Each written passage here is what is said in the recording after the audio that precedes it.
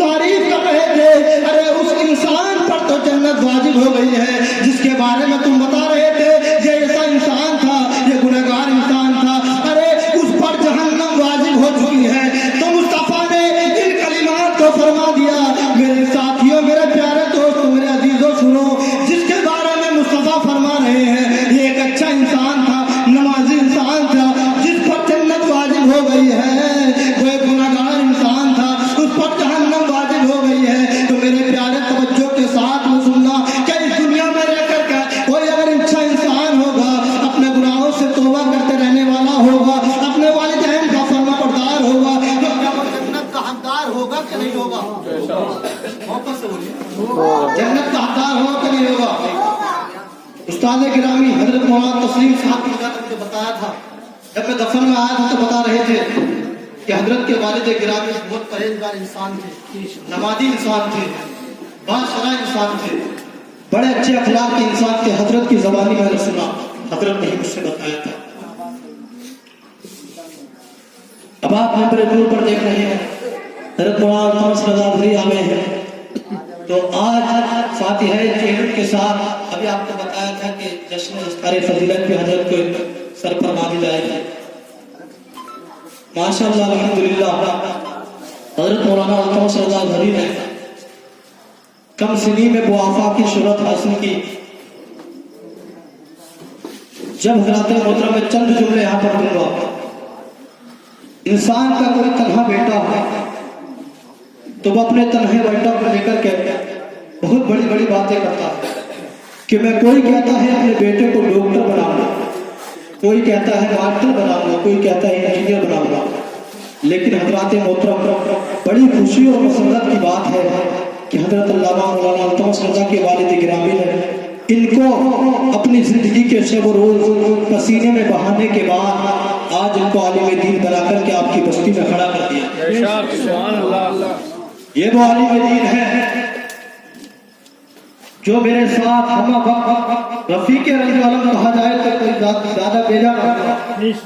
بریلی کی سرزمین پر رہنے والے تو یہ آپ کی بستی کے ہیں، لیکن یہ رہتے بریلی کی سرزمین پر ہیں، دنوں رات اپنے دیار اعلیٰ حضرت میں گزارتے ہیں، اور یہی تک محسوس نہیں ہے برادر تاج الشریعہ حضرت علامہ مولانا رضا خان مردانی میاں کے ہم نوا ہو کر کے یہ درس نظامی کی پڑھائی مکمل کر کر کے آپ کی بستی میں تشریف لے آئے ہیں۔ بڑی خوشی اور مسرت کی بات ہے۔ اللہ کے پیارے رسول علیہ الصلوۃ والتسلیم نے ارشاد فرمایا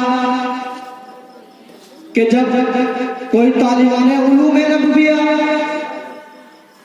علم دین کو حاصل کرتا ہے، عالم ربانی بنتا ہے، حافظ قرآن بنتا ہے، تو پاک پروردگار عالم جب وہ کسی بستی سے گزرتا ہے، جب وہ کسی بستی سے گزرتا ہے تو پاک پروردگار عالم اس بستی سے 40 دن تک آزاد اٹھا لیتا ہے۔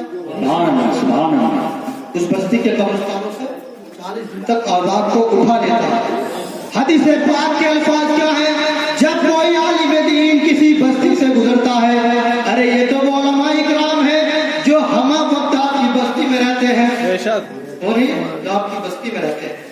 ایک جگہ آقا کریم علیہ الصلوۃ والتسلیم نے ارشاد فرمایا، مصطفیٰ صلی اللہ علیہ وسلم کی انجمن لگی ہوئی ہے، میرے آقا کی بارگاہ میں صحابہ اکرام عرض کرتے ہیں یا رسول اللہ ہمیں کچھ بتائیے۔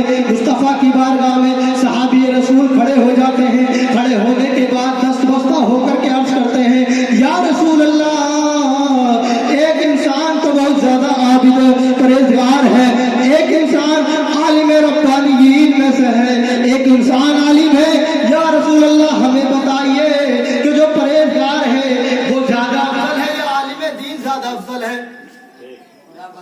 صحابہ اکرام کہتے ہیں یا رسول اللہ ہمیں بتائیے کہ عالم دین زیادہ بہتر ہے یا ایک پرہیزگار انسان زیادہ بہتر ہے؟ تو مصطفیٰ کریم علیہ الصلوۃ والتسلیم کا جواب سنو مسلمانوں، میرے آقا علیہ الصلوۃ والتسلیم نے ارشاد فرمایا اے لوگوں اگر میرے صحابہ واقعی تم سننا چاہتے ہو تو ایک عالم دین کی فضیلت عابد پر ایسے ہے جیسے کہ میری فضیلت تم میں سے ادنا پر ہے، جو تم میں سے کم درجہ رکھتا ہے میری فضیلت جیسے تم میں سے کم درجے پر ہے، کم درجے والے پر ہے، ایسے ہی ایک عالم کی فضیلت کائے پر ہے؟ عابد پر ہے۔